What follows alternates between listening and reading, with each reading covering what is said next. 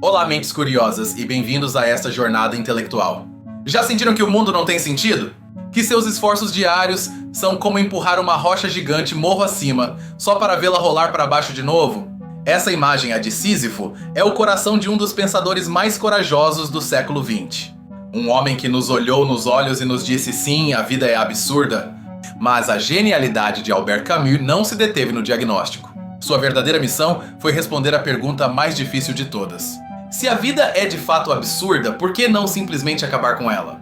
Como podemos encontrar sentido e até mesmo felicidade em um universo que guarda silêncio? Hoje vamos desconstruir sua resposta. Um caminho que vai do absurdo à rebelião e da rebelião ao amor. Este não é apenas um exercício acadêmico. A filosofia de Camus é uma ferramenta de sobrevivência. Em nossa era de ansiedade, desinformação e crises existenciais, sua voz ressoa mais forte do que nunca. Preparem-se para uma análise profunda que pode mudar a forma como vocês veem sua própria existência. Antes de começar, um breve comentário. Para dar vida a esta narração, usei ferramentas de inteligência artificial para gerar as imagens que vocês veem. Pensem nelas como uma tela, uma forma de ilustrar as ideias e o ambiente do que contamos. Nem sempre serão uma representação literal, mas sim um acompanhamento visual para que a imaginação de vocês possa voar comigo. Espero de coração que vocês gostem. Para entender Camus, primeiro devemos situá-lo. Ele nasceu em 1913 na Argélia Francesa, em uma família pobre. Cresceu sob o sol escaldante do Mediterrâneo, um detalhe que marcaria toda a sua obra. Essa dualidade, a pobreza e a miséria junto à beleza física e deslumbrante do mundo, é a primeira semente do seu pensamento. Ele viu a beleza e o sofrimento sempre juntos. Ele não foi um filósofo de gabinete. Foi jornalista, dramaturgo, romancista e um membro ativo da resistência francesa contra a ocupação nazista. Editou o jornal clandestino Combat. Essa experiência de lutar contra uma tirania absurda e assassina forjou sua ética. Ele viu o niilismo em ação, a ideia de que tudo é permitido, levada ao seu extremo mais horrível. Frequentemente ele é associado ao existencialismo, junto a Jean-Paul Sartre. E embora fossem amigos e tivessem compartilhado cafés em Paris, Camus sempre rejeitou o rótulo. Ele disse, não, eu não sou existencialista. Seu ponto de partida era diferente. Enquanto Sartre partia da consciência, Camus partia da sensação, do choque físico com o mundo. Sua grande ruptura com Sartre viria depois com a publicação de O Homem Revoltado. Camus criticou duramente o apoio de Sartre aos regimes comunistas, argumentando que justificar a violência e os campos de concentração em nome de uma história futura era atrair a própria rebelião. Para Camus, os meios importavam tanto quanto o fim. Este contexto é vital. Camus não escreve de uma torre de marfim. Ele escreve da trincheira da pobreza, da luta contra o fascismo e da dor da descolonização. Sua filosofia está ancorada na realidade mais crua. E tudo começa com uma única palavra, o absurdo. Vamos à primeira grande pedra angular, o absurdo. Camus o desenvolve em seu ensaio O Mito de Sísifo. Ele começa com a frase mais impactante da filosofia do século XX. Só há um problema filosófico verdadeiramente sério, o suicídio. Por quê? Porque julgar se a vida vale ou não a pena ser vivida é responder à pergunta fundamental. É crucial entender isso bem. Para Camus, o mundo em si não é absurdo, é simplesmente irracional. Não tem um sentido inerente. E nós, os humanos, também não somos absurdos. Ao contrário, estamos cheios de um desejo desesperado de clareza, de unidade e de sentido. Queremos que o universo nos responda. O absurdo nasce do choque. É o divórcio entre nossa mente que exige respostas e o silêncio irracional do universo. É a colisão entre nosso desejo de eternidade e a realidade de nossa morte. Não está em nós nem está no mundo, está na tensão que os une. Camus diz que muitas vezes vivemos sem sentir isso. Nos movemos pela inércia. Segunda, terça, quarta. Trabalho, comida, sono. Mas um dia o porquê se eleva. Os cenários desmoronam. Vemos a mecanização de nossa própria vida. Esse é o despertar para o absurdo. É um sentimento antes que uma ideia. Pensem assim. É como um ator que no meio da peça esquece seu diálogo e de repente vê o palco, as luzes, o público. Vê a artificialidade de tudo. Essa sensação de estranheza diante do mundo e até mesmo diante de nós mesmos é a sensibilidade absurda. É nos sentirmos estrangeiros em nossa própria vida. Diante desta descoberta, diz Camus, a tentação é fugir. E ele identifica duas formas principais de fuga, duas falsas saídas. Ambas são, à sua maneira, um suicídio. A primeira falsa saída é o suicídio físico. É a rendição. É dizer, essa tensão é insuportável, então eliminarei um dos termos do conflito eu mesmo. Camus rejeita isso. Para ele, o suicídio não resolve o absurdo, simplesmente o anula. É escapar do problema, não enfrentá-lo. A segunda falsa saída é mais sutil e, para Camus, mais perigosa. É o suicídio filosófico ou o salto de fé. Isso é o que ele critica em pensadores religiosos como Kierkegaard ou Dostoiévski. É quando, aterrorizado pelo absurdo, alguém decide saltar para a fé, para Deus, para uma ideologia que promete um sentido transcendente. Camus respeita a fé, mas filosoficamente a rejeita como resposta ao absurdo. Por quê? Porque é outra fuga. É anular o outro termo do conflito, o mundo irracional. É trocar a tensão insuportável da realidade pelo conforto de uma ilusão. É no fundo negar a razão humana, que foi a que descobriu o absurdo em primeiro lugar. Então, se não devemos nos suicidar fisicamente nem filosoficamente, o que raios fazemos? Aqui chega a resposta de Camus. É simples, mas incrivelmente difícil. A resposta é não fugir. A resposta é aceitar a tensão. Mantermos-nos nessa crista estreita entre nossa razão e o mundo irracional. A verdadeira resposta ao absurdo é a lucidez, a rebelião e a liberdade. Viver com o absurdo significa ser plenamente conscientes dele, não negá-lo. É mantê-lo vivo. É viver apesar dele. E desta aceitação nascem 3 consequências. A primeira consequência é a minha rebelião. Se o absurdo é minha condição, eu me rebelo contra ele. Atenção, não é uma rebelião para mudar o universo, isso é impossível. É uma rebelião interna. É o não constante da minha consciência. É dizer, a morte é o meu destino, mas eu não a aceito passivamente. A segunda consequência é a minha liberdade. De que sou livre? Sou livre da esperança de um futuro melhor ou de um além. Se não há um depois e não há um plano divino, então sou profundamente livre no agora. Livre das regras de um Deus ou de uma moral transcendente. Minha única verdade é a experiência. A terceira consequência é a minha paixão. Se esta vida é tudo o que tenho, e é curta e absurda, então a única resposta lógica é vivê-la com a máxima intensidade. Não se trata de viver melhor, mas de viver mais. De multiplicar as experiências, de sentir apaixonadamente a beleza e a dor do mundo. E assim chegamos a Sísifo, a imagem central. Sísifo foi condenado pelos deuses a empurrar uma rocha montanha acima, só para que ela rolasse para baixo justo antes de chegar ao topo, por toda a eternidade. É a metáfora do trabalho inútil e sem esperança. É a condição humana. É nossa vida. Vemos Sísifo se esforçando, suando, sofrendo. O vemos falhar uma e outra vez. É uma imagem de pura tragédia. Mas Camus nos pede para olharmos mais de perto. O momento que interessa a Camus não é a subida, é a descida. O momento em que Sísifo desce a montanha sozinho para buscar sua rocha. Nessa pausa, diz Camus, Sísifo é consciente. Ele sabe a inutilidade de sua tarefa. Não tem esperança. E nesse momento de lucidez, ele é superior ao seu destino. Ao ser consciente de seu castigo, ele o transcende. Os deuses o castigaram, mas ele é dono de sua consciência sobre esse castigo. A rocha é a coisa dele. Seu destino lhe pertence. E aqui vem a frase que muda tudo. É preciso imaginar Sísifo feliz. Feliz? Como? Sísifo é feliz porque a felicidade e o absurdo são 2 filhos da mesma terra. São inseparáveis. A felicidade absurda é esta vitória trágica. É encontrar sentido na própria luta, não na vitória final. É o amor pelo esforço em si, pela vida em si, apesar de sua falta de sentido. A felicidade é o ato de rebelião de Sísifo. É dizer sim à vida com rocha e tudo.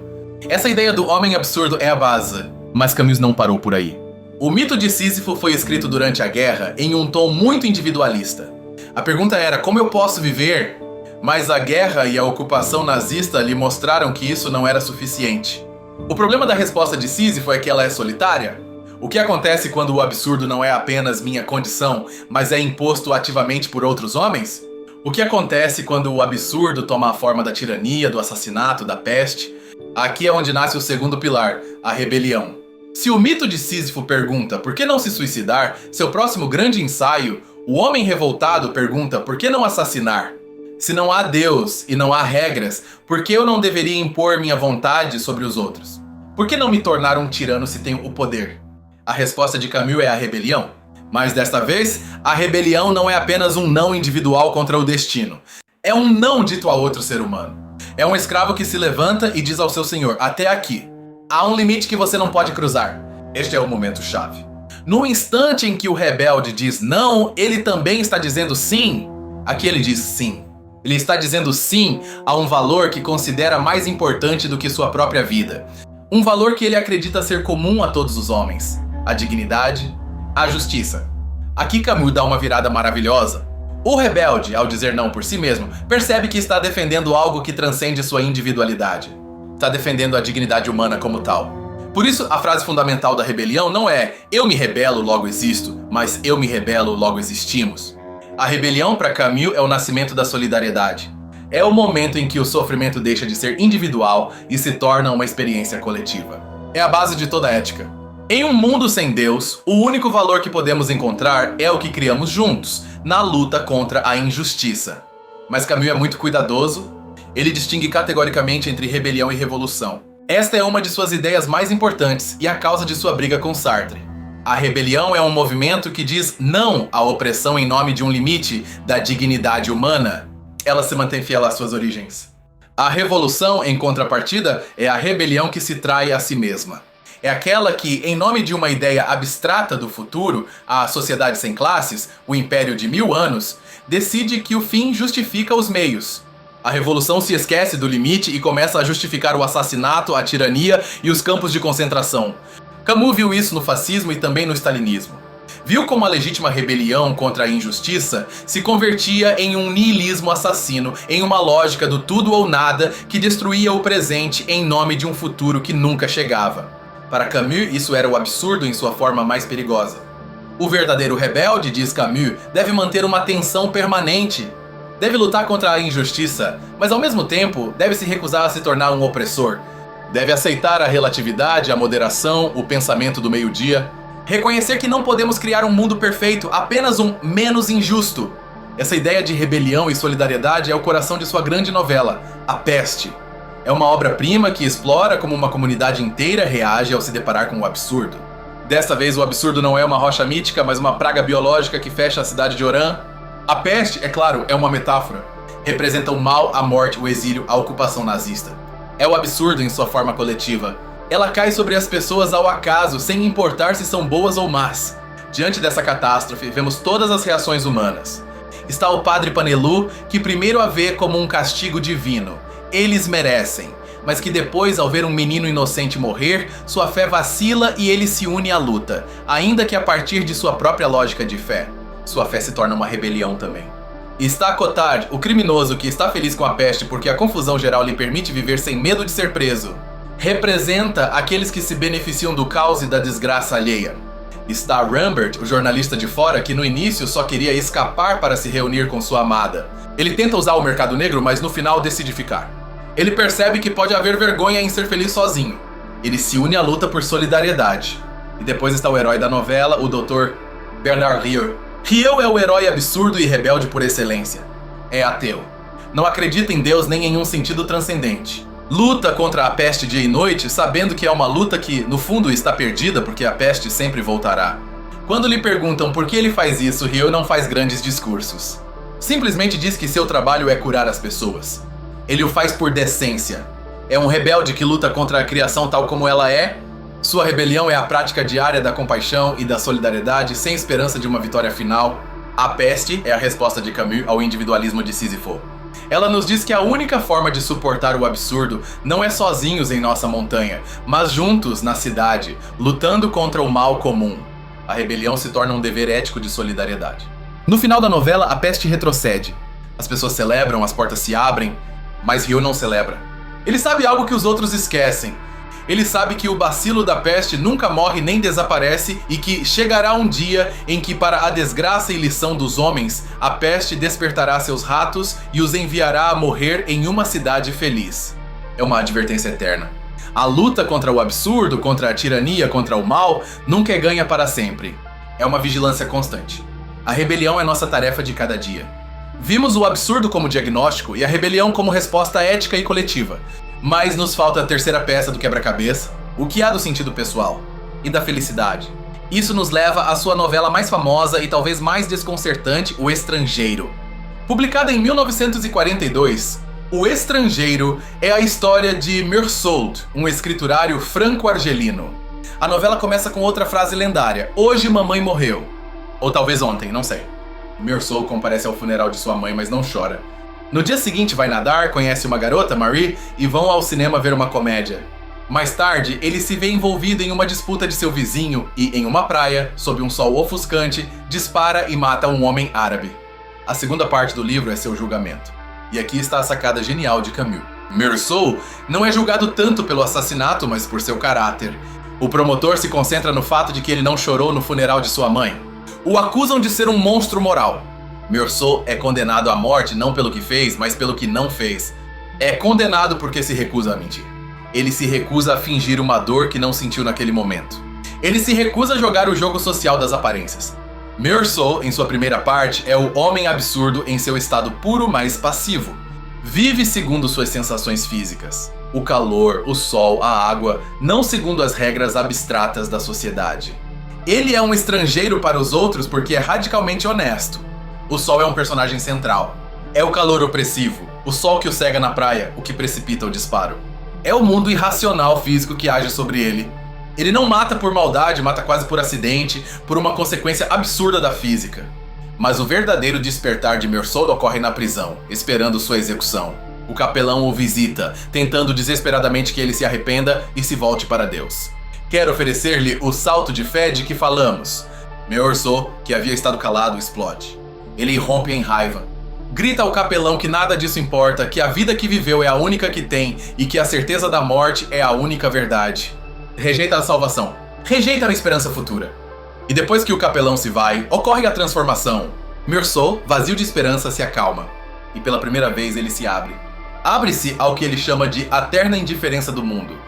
Ele percebe que o mundo é indiferente a ele e que isso está bem, que ele é igual ao mundo. Sente-se tão irmão desse universo indiferente que pela primeira vez é feliz. Para que tudo seja consumado, diz ele no final, para me sentir menos sozinho, não me restava mais do que desejar que houvesse muitos espectadores no dia da minha execução e que me recebessem com gritos de ódio. É uma conclusão impactante. Meursault encontra a felicidade absurda. Assim como Sísifo, no momento em que aceita seu destino, a morte sem esperança e sem apelação, ele se torna livre. Ele se reconcilia com sua vida tal como ela foi e com o mundo tal como ele é.